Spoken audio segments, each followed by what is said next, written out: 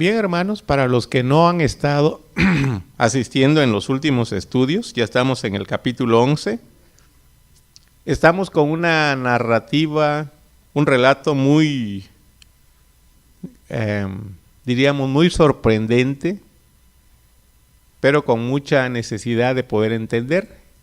El martes pasado dijimos que lejos de entender esto como una descripción de algo que va a pasar en el futuro, o sea, no es lo que está narrando aquí capítulo 11, no es el anticipo, el vaticinio de algo que va a pasar.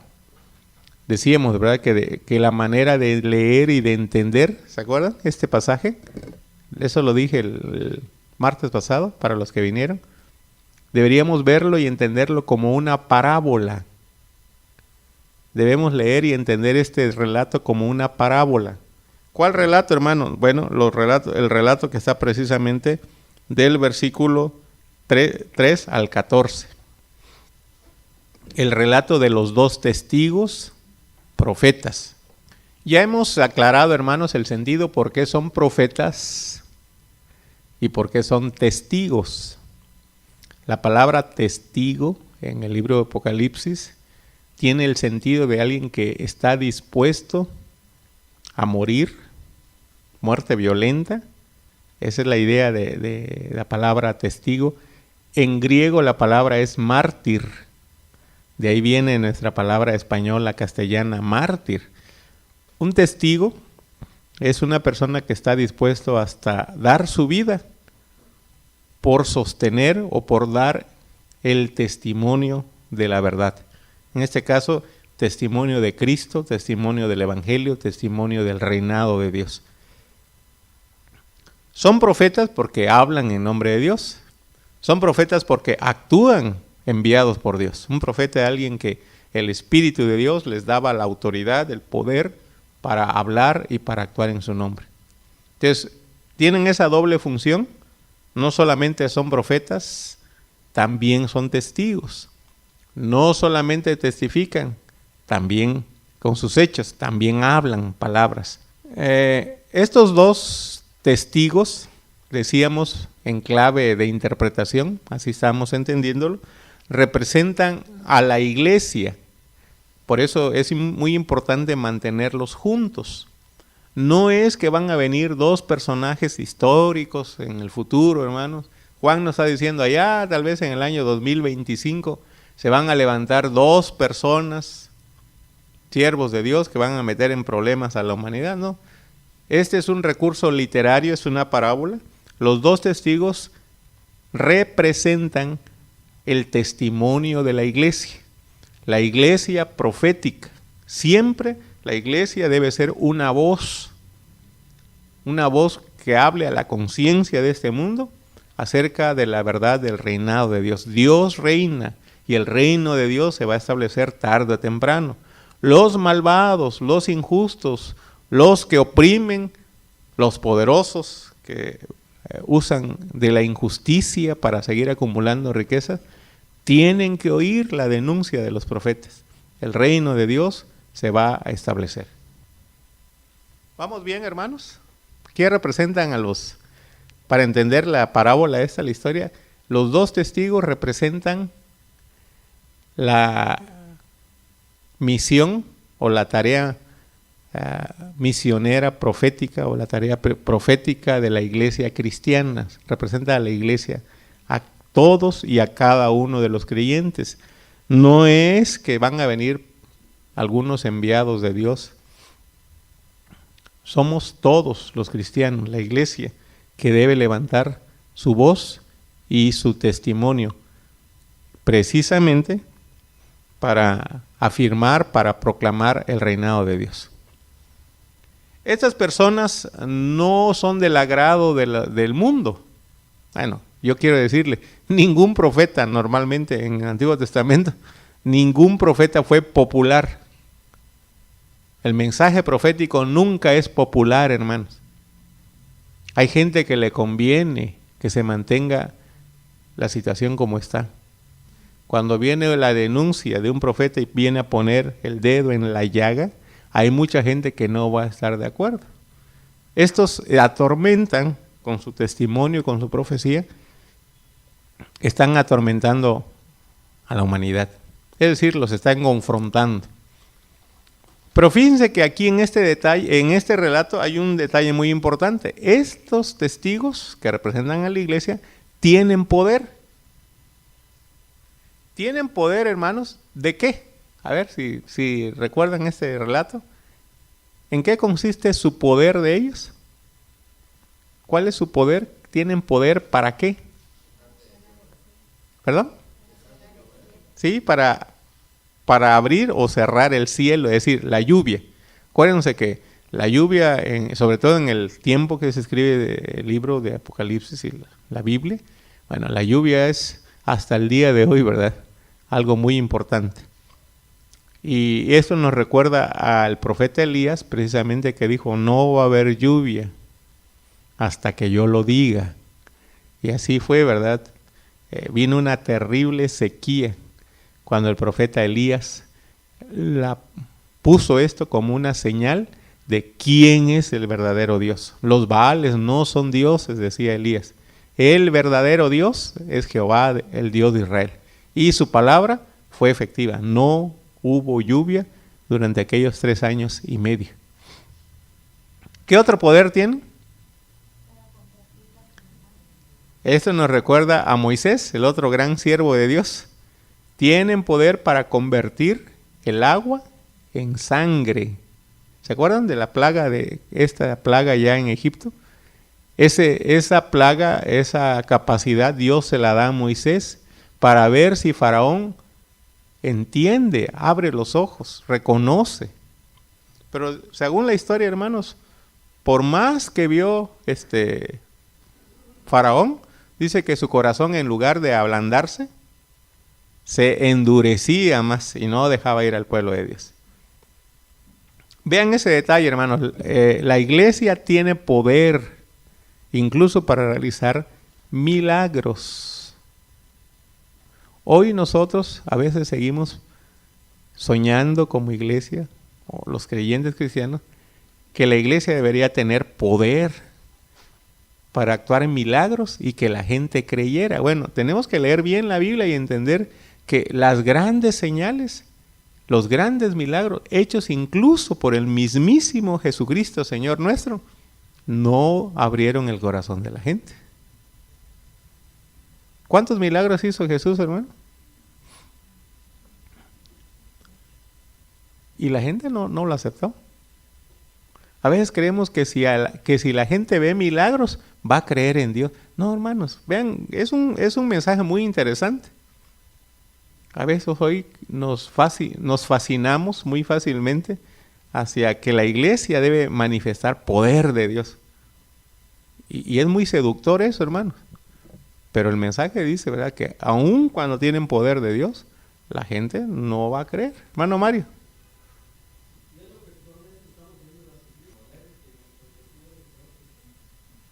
Sí, y no debemos confundir ni dejarnos seducir, diría la palabra, por el poder. ¿Sí?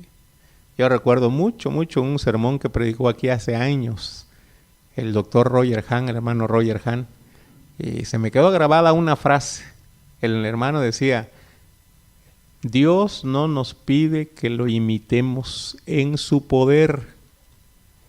Leemos bien la Biblia, Dios pide que le imitemos en su amor, dice. Pero hoy parece que queremos también nosotros imitar a Dios, tener el poder de Dios. Él dice, Dios nos pide que le imitemos en el poder, no en el poder, sino en el amor. ¿Se acuerdan ustedes que el Señor Jesucristo expresó un lamento ya en los evangelios, si no me equivoco, en el evangelio según San Lucas? Dijo el Señor Jesucristo, ¡ay de ti, Corazín! ¡Ay de ti, Betsaida! ¿Se acuerdan de esa frase? ¿Qué dijo? No, ¡ay de ti, Corazín! ¡Ay de ti, Betsaida! 2 ciudades contemporáneas del Señor Jesucristo. Si en Tiro y en Sidón, 2 ciudades antiguas de los sirios, si en Tiro y en Sidón si hubieran repetido estos milagros, ¿desde cuánto tiempo hace que ya se hubieran arrepentido vestidos de cilicio? Lo que está diciendo el Señor Jesucristo es, estoy haciendo milagros más grandes que los que hicieron los profetas en el Antiguo Testamento y ustedes no se arrepienten. Fíjense bien quién, el Hijo de Dios, el Señor Jesucristo, el Todopoderoso. Bueno, sus milagros no abrieron el corazón de la gente. Eso es lo que está diciendo también el mensaje de Juan. Esta gente, esta iglesia, estos tienen poder, y no dice que fingen, no, tienen el poder, hermanos, y ese poder viene de parte de Dios. Pero la gente no responde ante las demostraciones de poder. ¿Se acuerdan la parábola de el rico y Lázaro? También, hermanos. Hay una parábola. Cuando ya mueren el rico, muere Lázaro, el rico está en el lugar de tormento. Le pide a Abraham que Lázaro le ayude a calmar su sed. Y dice el padre Abraham que no es posible. Bueno, al menos dice que vaya Lázaro, ¿se acuerdan? Y le predique a mis hermanos, porque todavía tengo hermanos vivos. Y si alguien resucita de los muertos, seguramente van a creer. Y dice ahora, no van a creer, dice, aunque resucite alguien de los muertos, no van a creer. Bien, a eso ahí vamos siguiendo, ¿verdad? Estos profetas tienen poder. Pero finalmente aparece un personaje que no se va a desarrollar aquí, hermanos. De hecho, es una mención fugaz. Dice que aparece la bestia. Dice, cuando hayan acabado su testimonio, versículo 7, la bestia que sube del abismo hará guerra contra ellos, los vencerá, los matará.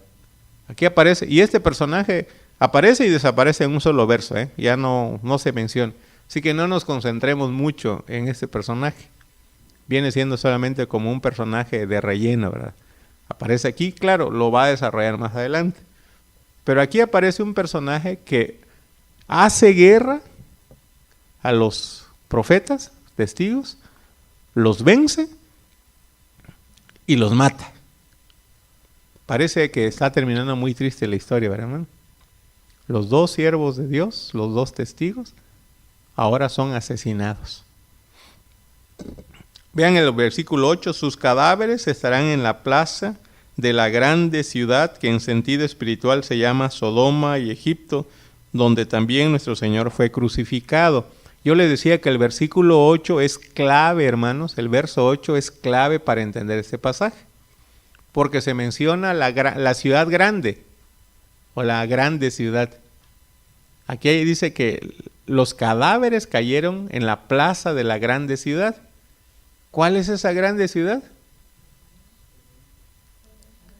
Mencionan dos nombres y uno velado. Sodoma, Egipto, que nada tienen que ver, ¿verdad? Sodoma fue una ciudad allá de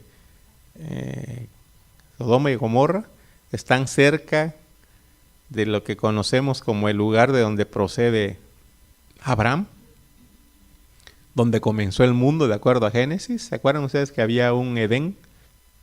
Bueno, por esa zona está Sodoma y Gomorra. Egipto está en el sur y no es una ciudad, es un país.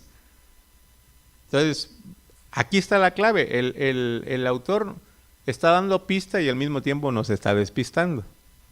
Es decir, no quiere que identifiquemos la ciudad, sino más bien está diciéndonos, este pasaje es simbólico, porque Jesucristo no murió ni en Sodoma ni en Egipto. La gran ciudad donde fue crucificado nuestro Señor Jesucristo fue Jerusalén, pero tampoco dice que es Jerusalén. Así que este versículo 8 es la clave hermenéutica de este pasaje, un apoyo muy importante para entender el pasaje. No se trata de identificar a las personas ni los lugares, es simbólico.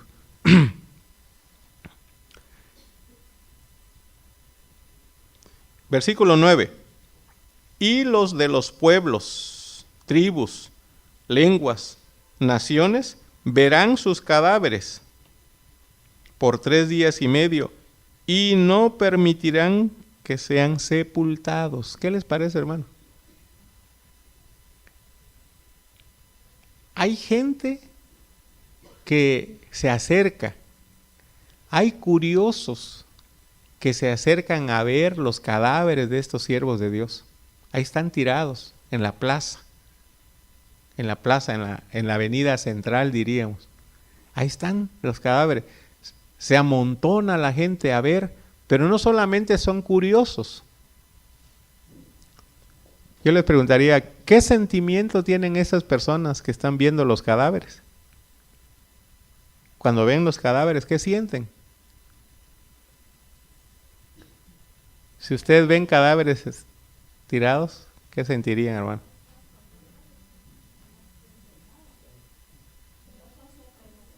Se regocijan, va a decir más adelante. Vean ustedes, primero dice que no permiten, ellos no permiten que los sepulten.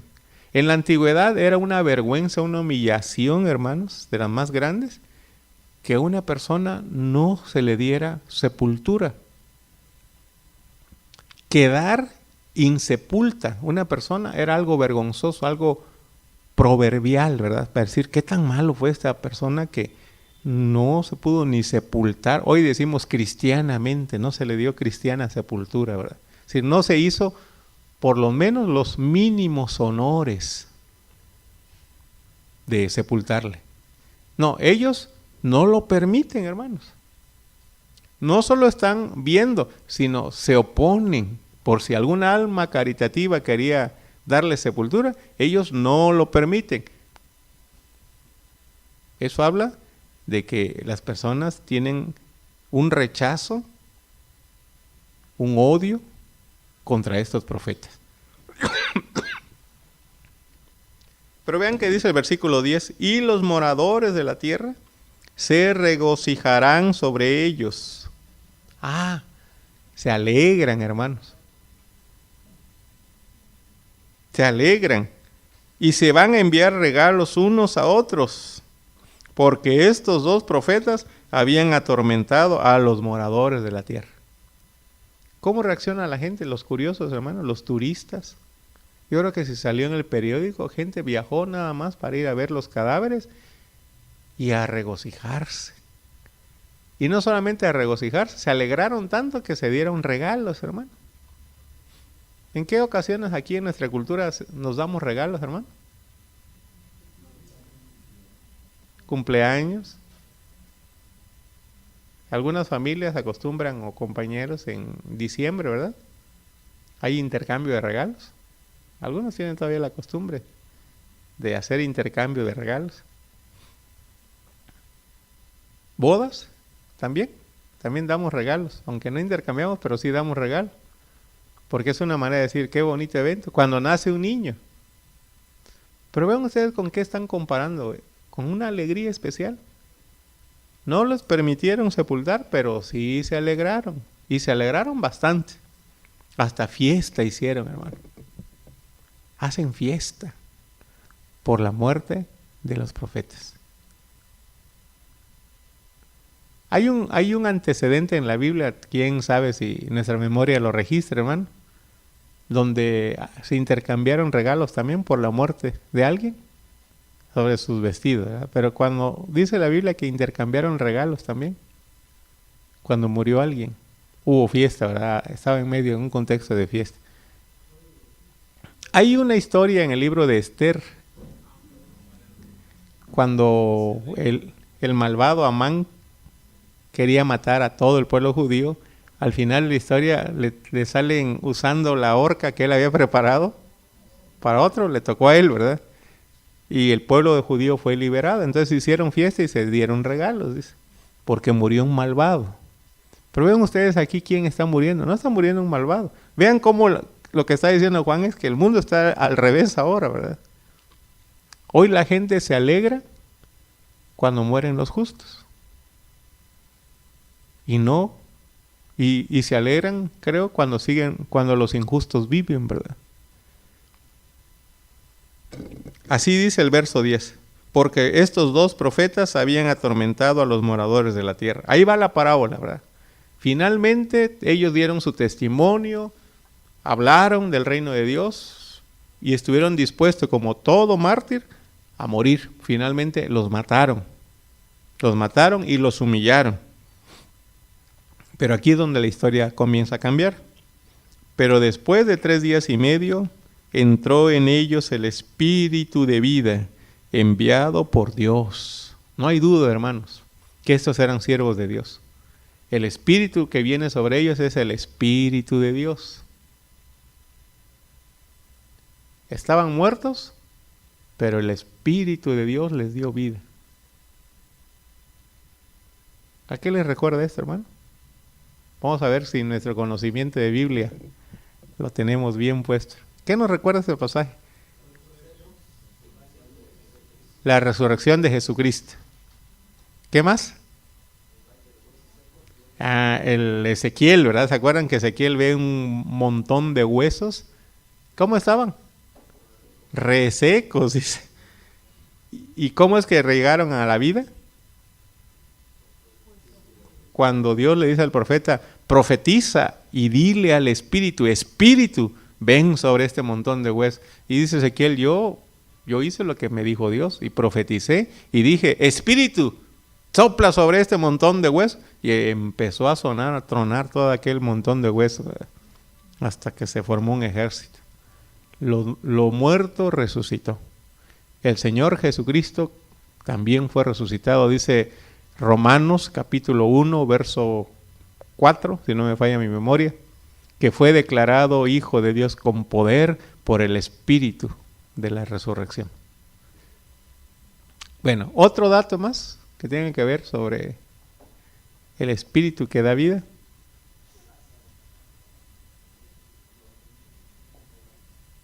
Lázaro resucita. Pero que se mencione el Espíritu, hermanos, el Espíritu de Dios. Génesis. Cuando Dios está creando al ser humano, ¿se acuerdan qué era el hombre? Dice que hizo Dios un muñequito de barro, dice. Pero eso no tenía vida. Era solamente un muñequito, diríamos nosotros, ¿verdad? De barro. Pero enseguida dice que Dios sopló aliento de vida y llegó a ser el hombre un ser viviente. Esto es la misma figura. El Espíritu de Dios es capaz de dar vida aún a lo que está muerto. Y ese es el mensaje, hermanos. Hoy nosotros pensamos que solamente si Dios se manifiesta en el momento presente es señal de que Dios está con nosotros. Y el mensaje cristiano no dice eso. El mensaje cristiano dice que aún el cristiano puede morir y eso no es el fin. ¿Amén? Sí lo dice la Biblia, ¿verdad? No les estoy jugando su cabeza, como decimos, ¿verdad? Dice el apóstol Pablo allá en Romanos 8. Nada nos podrá separar. ¿Quién nos podrá separar del amor de Dios? Y hace una gran lista. Pero entre las cosas que dice, ni la vida, ni la muerte. Ahí está. Ninguna cosa creada nos puede separar del amor de Dios en Cristo Jesús. La muerte no es el final, hermanos. La muerte no es algo irreversible. Para el poder de Dios, no. Hermano Jorge. Sí, de hecho, hermano, ese es el propósito del libro de Apocalipsis. El libro de Apocalipsis no es ni para espantar a la gente, ni para consolar solamente a la gente.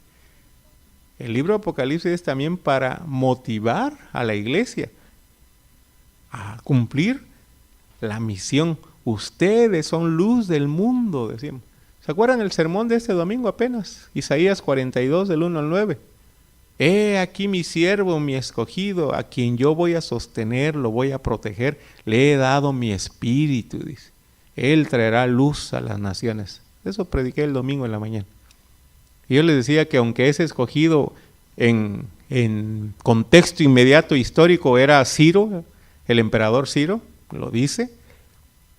Nosotros los cristianos lo leemos en lectura, en clave cristiana, y decimos, no, es Cristo.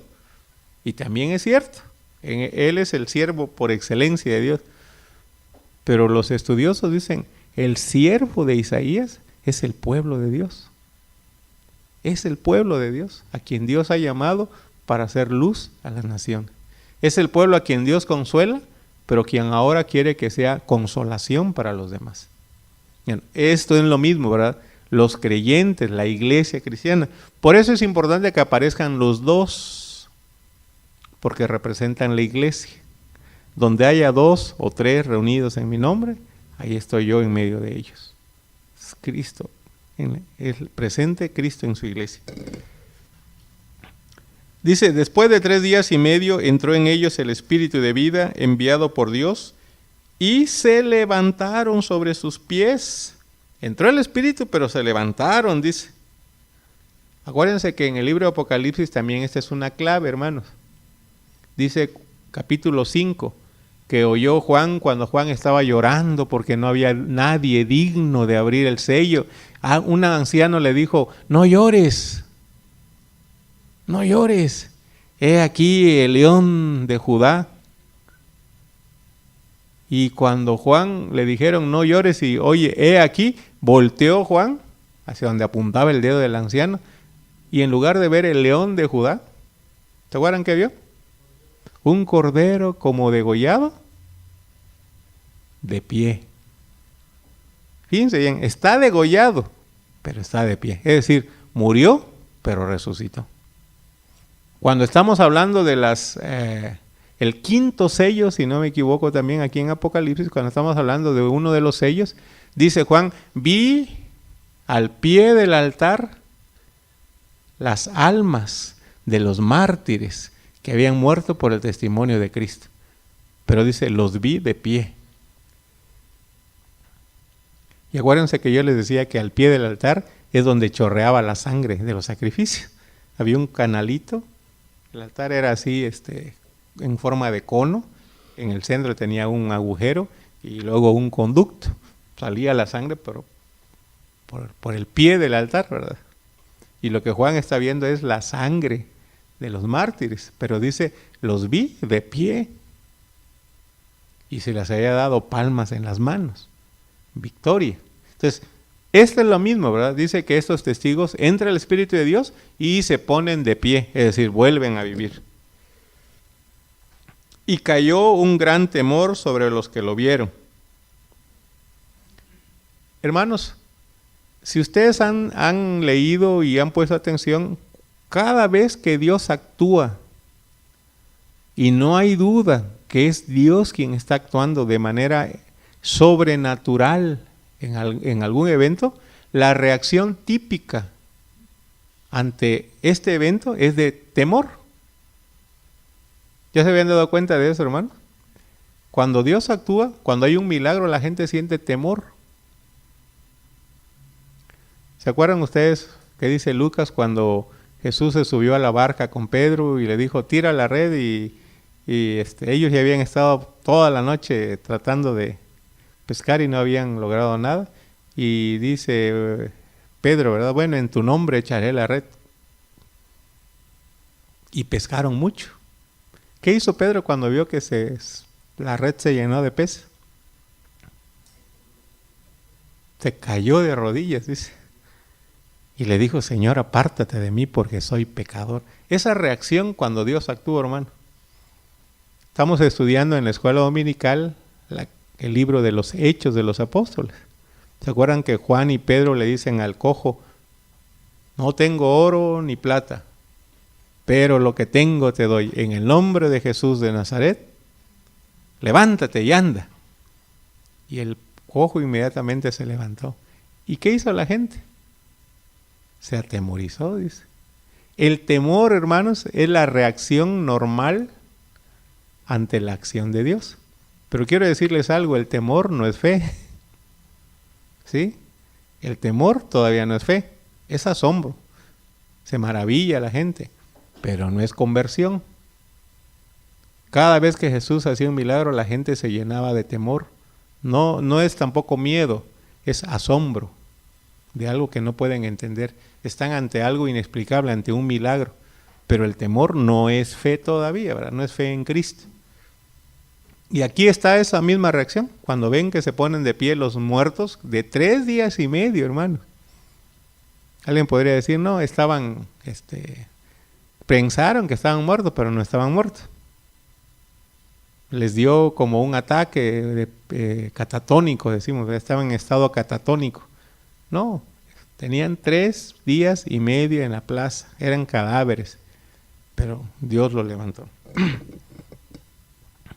Se levantaron sobre sus pies, cayó gran temor sobre los que lo vieron. Versículo 12. Oyeron, no solo fueron levantados, ellos oyeron una gran voz del cielo que les decía, subid acá. Y subieron al cielo en una nube, y sus enemigos los vieron. No hay duda, hermanos, que aquí Juan nos está tratando de decir como sucedió con Jesús.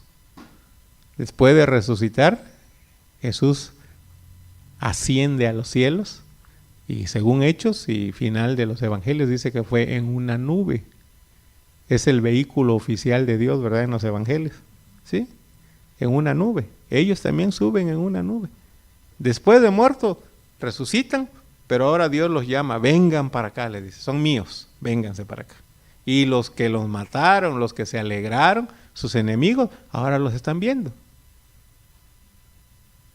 ¿Cómo le pondremos a este cuadro, hermano?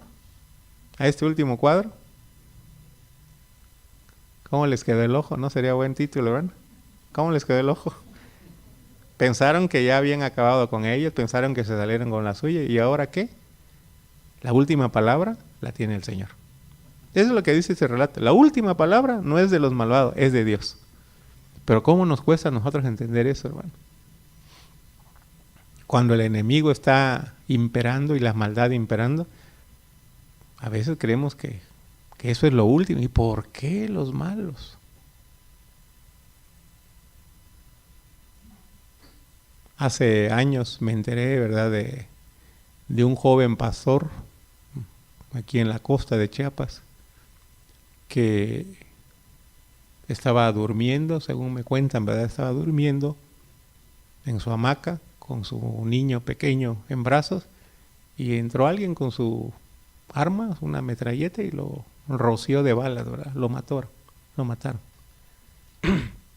Al niño no le pasó nada, pero al señor, el pastor, murió instantáneamente.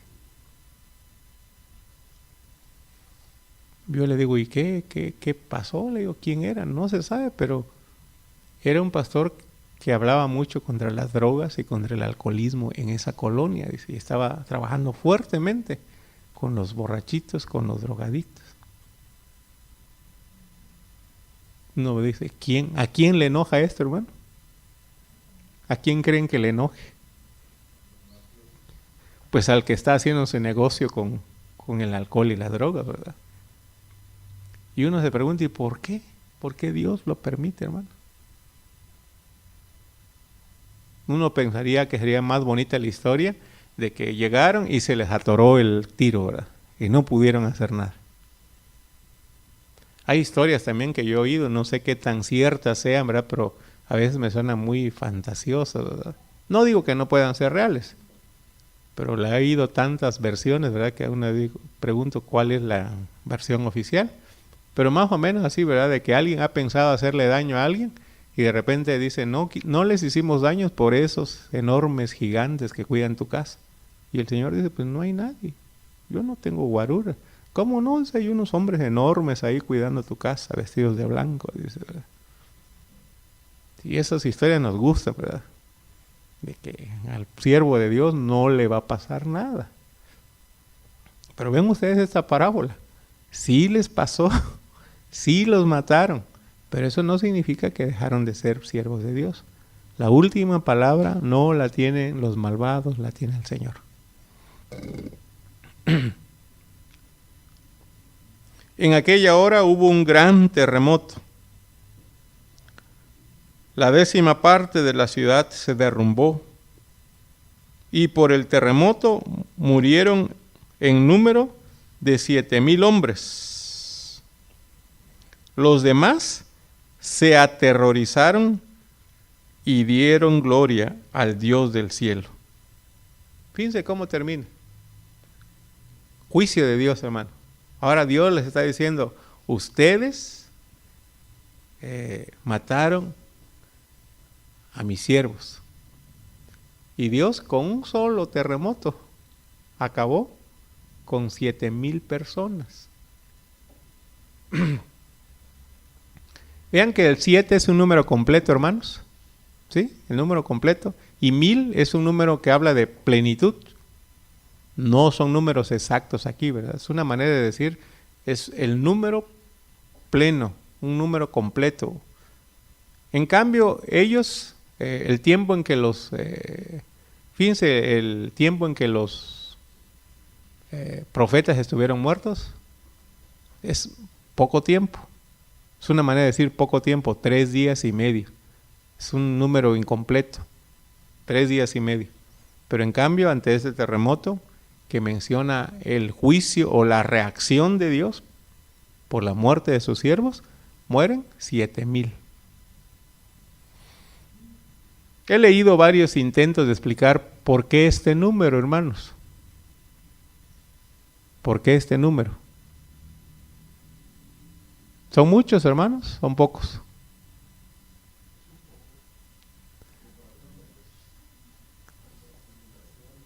Ahora, ¿verdad? Hay algo que nos sorprende aquí, hermanos, porque vean que el verso dice que el terremoto afectó a la 10ª parte nada más de la ciudad. No se derrumbó toda la ciudad, la 10ª parte. Nos sorprende porque cuando Juan está trabajando con fracciones, ya íbamos avanzando de 1/4 en los sellos, que era la fracción que más predominó en la serie de 7 sellos, avanzó a 1/3 en las trompetas. Por lo menos, como estamos todavía dentro de las trompetas, debió aparecer que el terremoto derribó la 1/3 parte de la ciudad. Pero llama nuestra atención que el daño fue, diríamos, mínimo, la 10ª parte, nada más. ¿Y por qué mueren 7,000 hombres, 7,000 personas? Otra vez vamos a buscar a ver si encontramos algún dato, hermano, donde aparezca en la Biblia el número 7,000.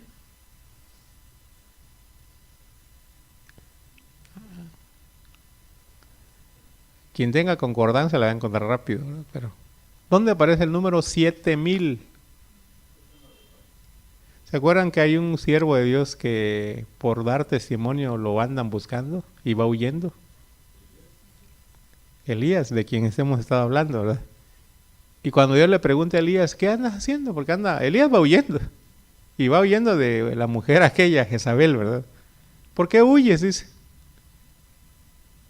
¿Qué dijo Elías?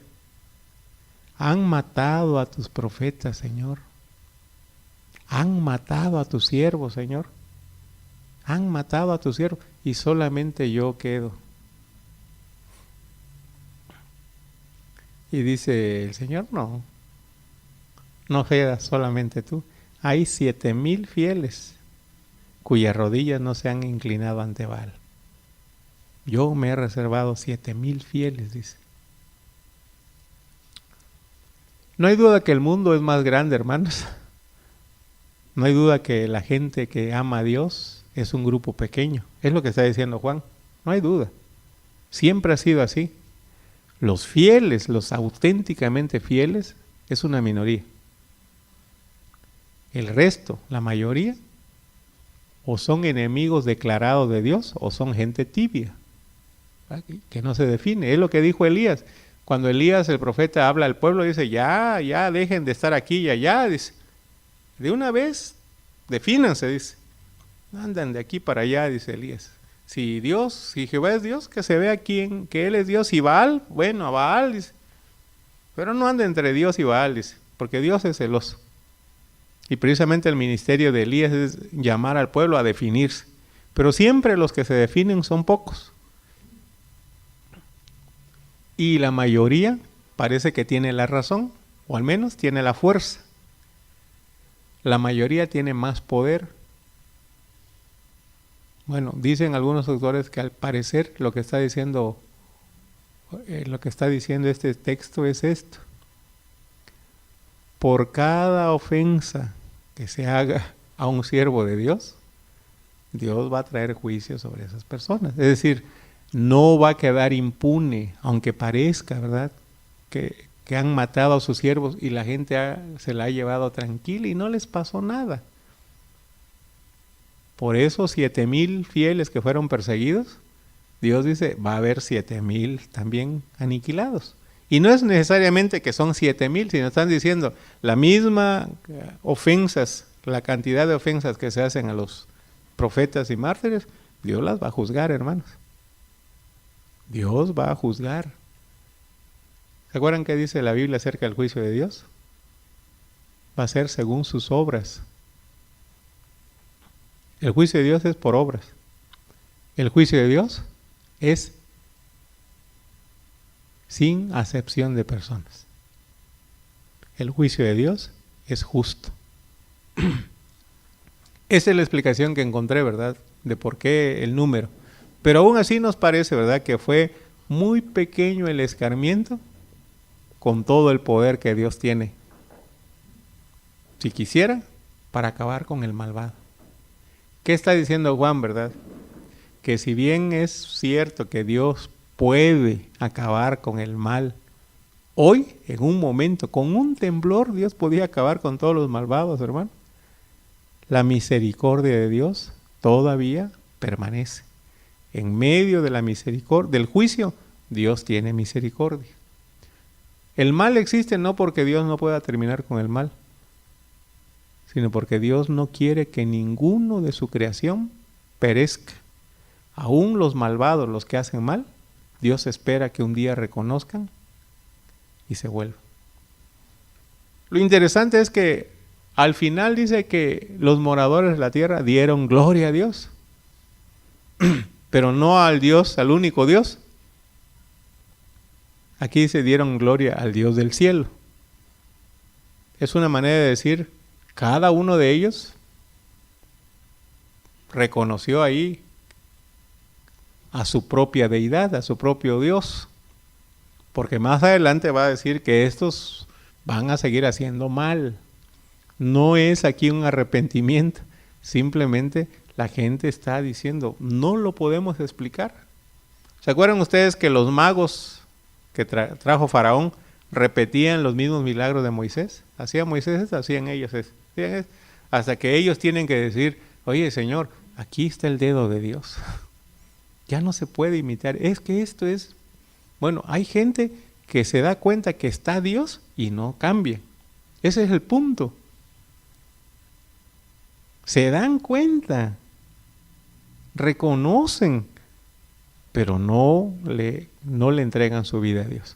Yo les dije, el temor no es todavía fe. El ver y reconocer que es Dios quien está actuando, todavía no es la fe, hermanos. Diríamos, están muy cerca, pero no es la fe. Es solamente reconocer, aquí hay algo extraordinario, hay algo milagroso, pero ni aún así se volvieron al Dios verdadero. Y termina el versículo 14 diciendo, el segundo ay pasó. He aquí, el tercer ay viene muy pronto. ¿Se acuerdan que empezamos a hablar de un águila que dijo ay, ay, ay, verdad? Ya pasó el primer ay, ya pasó este fue el segundo ay, falta el último de los 3 ayes, hermanos. Y se entiende que estamos diciendo, viene lo definitivo. Estamos a punto de entrar a lo definitivo, el tercer ay. Bien, ¿alguna pregunta, hermanos? ¿Algún comentario para cerrar este párrafo de los 2 testigos? ¿Preguntas que hayan quedado? ¿Alguna duda? Pregunten ustedes porque si no yo les voy a preguntar a ustedes. Bueno, ¿y qué ¿qué nos dice a nosotros ahora el texto? ¿Qué nos llevamos para nosotros? No para la cabecita. ¿Qué nos llevamos nosotros? Ya estuvieron aquí, oyeron el estudio, pero ¿qué se llevan ustedes, hermano? Bien, gracias, hermano. Hasta el último momento. No sé si entendí bien, ¿verdad? Que Dios tiene misericordia del pecador. Ok, a los fieles. Muy bien. Gracias, hermano. ¿Qué más le dice a ustedes, hermanos, este estudio? Hermana Mirna. No debes descuidar, ¿sí? Gracias, hermana. Hermano Mario. Confianza en Dios. Hermano Javier. Muy bien. La última palabra la tiene el Señor. Aun cuando parezca que prevalece el mal, eso no debe de a nosotros alterarnos, hermanos. Me gusta un salmo que dice: no te impacientes cuando el malo prospera. Encomienda a Jehová tu camino, espera en Él y Él hará. Pero a veces nosotros vemos que está prosperando el mal y el malvado y decimos: ¿y qué caso tiene ser cristiano, verdad? Bueno, aquí está precisamente la invitación. Yo veo, hermanos, que al menos el centro de todo este estudio, el centro de toda esta historia es no solo consolar al pueblo de Dios para decirle tengan confianza en Dios. Más bien el consuelo es una herramienta para que cumplamos la tarea que Dios quiere que cumplamos. Hay que ser testigos, profetas de Dios. La iglesia tiene que cumplir su tarea profética. ¿Qué es la tarea profética? Denunciar lo malo. No contentarnos, hermanos, con lo que estamos viendo. No terminar uniéndonos a la maldad, porque pues no hay remedio. No nos podemos contentar, hermanos. Dios nos ha invitado a ser cristianos de talla como Jesucristo, ¿verdad? Dar testimonio. Pero eso no le agrada a la mayoría, no le agrada al mundo. Ningún profeta fue popular, les decía yo. Ahora van a amenazarnos, van a tratar de detener a la iglesia, nos van a intimidar, como lo hicieron con Pedro y Juan. Ya no sigan hablando en ese nombre, pero tenemos que decir, bueno, si con nuestra vida y con nuestra muerte nosotros glorificaremos a Dios. Él tiene la última palabra. Hermano Jorge. Gracias, hermano. Más que solo el consuelo, hermano, de saber que Dios puede ayudarnos, aún de la misma muerte. Sí, eso es bueno. Pero más que eso veamos la tarea, hermanos, la tarea que se nos pide. No seamos tibios, es la palabra que usa Apocalipsis. No seamos tibios en nuestra entrega. Seamos personas con una fidelidad. Jesús dijo: ¿alguno quiere venir en pos de mí? Niéguese a sí mismo, tome su cruz y sigan. El cristianismo cómodo, light, eso no es el seguimiento, no es el discipulado cristiano, hermano. El discipulado incluye la cruz. Y uno debe estar dispuesto a eso. Como dice el hermano, no solo a denunciar, sino a actuar congruentemente en nuestra propia vida, ¿verdad? Venzamos toda maldad, toda raíz de maldad, de amargura. Tenemos que nosotros ser testigos. Miren, el profeta es el que habla, el testigo es el que actúa. Pero las dos cosas quiere Dios: que la iglesia hable y que la iglesia actúe. Hay algunas personas que dicen: no, hermano, no necesito hablar con mi mismo testimonio. Sí, es cierto, pero también es importante hablar. Jesús es palabra y es acción. Y eso está llena la Biblia. No es solo uno ni solo lo otro. Por eso es profetas, testigos. Se dice que San Francisco de Asís decía: evangeliza, no te canses de evangelizar. Y cuando sea necesario, predica, dice. Cuando sea necesario, dice. Quiere decir tu vida, ¿verdad? Tus acciones. Va a haber ocasión donde se necesite hablar también. Porque a veces hablamos, pero no respaldamos. A veces actuamos, pero la gente no entiende por qué. Tenemos que decirle, es que mi corazón es y le pertenece a Dios. Una última reflexión, hermanos. Ya lo dije, ¿verdad? Pero quiero volver a recalcar.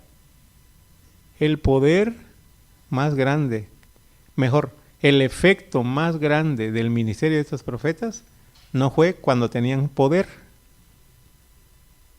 ¿Se dieron cuenta, hermanos, en esta historia? Que el efecto, la impresión más grande que ellos causaron no fue cuando convertían el agua en sangre, ni cuando cerraban el cielo. Es decir, no fue cuando demostraron las señales. ¿Cuándo causó la impresión? Pero primero tuvieron que morir.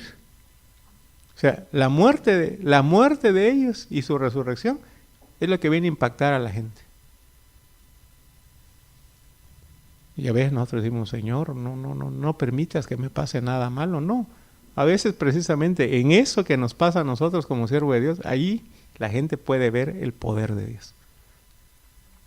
Y ojalá Dios nos vaya ayudando a cambiar nuestra mentalidad, a veces muy arraigada, ¿verdad? De que si somos siervos de Dios no nos tiene que pasar nada. Yo les dije, ¿verdad? Este muchacho, predicador, ¿verdad? Con la muerte de estos testigos viene la resurrección y es como la gente abrió. Hicieron muchos milagros, pero ninguno de ellos causó impresión como causó su muerte y su resurrección. Hermano Gil.